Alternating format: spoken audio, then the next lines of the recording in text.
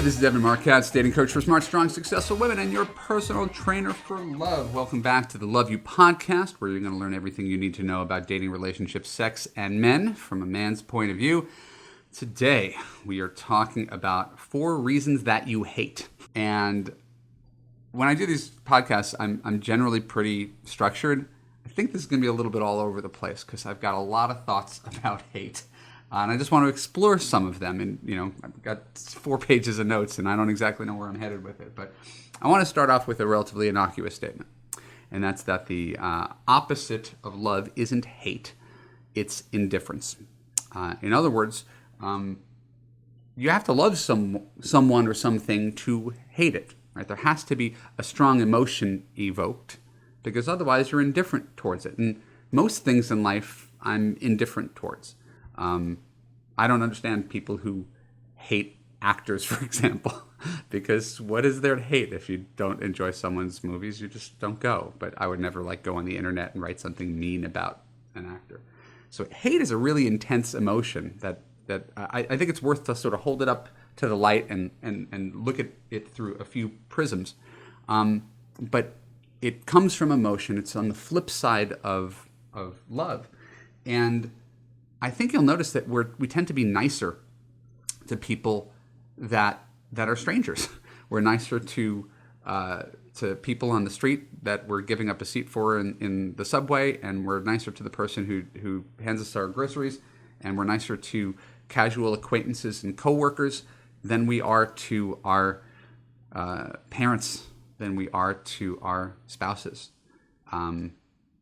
I think we just take those things for granted. Politeness goes away. We let people see the real stuff deep down, and sometimes that stuff is a little bit ugly. When you know someone intimately, there's more things to hate. From where I sit, there are 4 kinds of hatred, and there's probably more. Again, I didn't put that much thought into this before I wrote it. There's hatred when someone has objectively wronged you. There's hatred when someone has unintentionally hurt you. There's hatred when you envy someone who has something that you don't. And there's hatred when someone's existence feels like a direct challenge to yours. Now, I'm going to explore all 4. And I'll admit that I hold extreme fascination for the last 2. We're going to deal with that in the second half of the podcast. But I want to begin by talking about someone who's objectively wronged you. As we've talked about before, it's hard to find true objectivity. Right? Reasonable people can disagree. But when it comes to love, emotions tend to override reason. And so what is objective? Right? Is it what you feel is objectively true? What about what he feels? Right? Some things are pretty objectively wrong, and even then you could sort of make a case, right? Cheating on you, objectively wrong. Verbally or physically abusing you, objectively wrong. But most other things in relationships, they're subject to interpretation, right? It's important to understand the why. So if my wife doesn't text me when she's running late, right? She's out with her mommy friends drinking Chardonnay or something on a Tuesday night, and I don't like going to sleep when she's not home, because that's the way I am. And she fails to text me, and this happens relatively often. It's not objectively wrong. Maybe a little inconsiderate, but it's not wrong. If she disappears at a party, we go to a party and we separate, she goes away for 3 hours and talks to other people without even talking to me at the party, it's not wrong. If your boyfriend, doesn't want to go out with your friends on some given evening, it's not wrong. If he doesn't want to have another 90-minute conversation about the state of your relationship, it's not wrong. And so it's normal to hate someone who has wronged you, right? The person who knocked you down and took your purse. It's reasonable to hate that person who objectively wronged you. It's so important that you're able to distinguish between those 2 kinds of hate. Has someone willfully hurt you? I'm going to try to destroy her self-esteem. Or are you just feeling hurt over something that he did that unintentionally hurt you? Right? And that's where, again, it gets messy. And it's almost impolitic to say, but just because you feel something doesn't mean that it accurately reflects what the rest of the world thinks. We have to have respect and tolerance for other people's opinions. I think people who do this are going to be always more successful in relationships than people who don't. People who invalidate other people's points of view are going to be very challenging, certainly politically, and in the context of a relationship, to just deny someone else's feelings. So I could acknowledge that you're feeling hurt. You might even feel hurt that I'm mentioning this right now. Right? But just because I'm saying this doesn't mean you should hate me, right, for challenging you. I'm thinking of a client of mine. She's in my Love You graduate program. What are we going to call her today? This is her real name. We're going to call her Laura. She had an ex-boyfriend who was a bad guy. That's a little over the top. Sounds a little more judgy than I like to be. But he wasn't a good boyfriend. He was very selfish. He was very intense. It was a passionate relationship, but it was ultimately ill-fated. Through my coaching, she was able to get over him, get back out there, put on her confident cap, start dating online, met a new guy in the best relationship she's ever been. She's a single mom in her mid-40s. So she's in a really great relationship right now.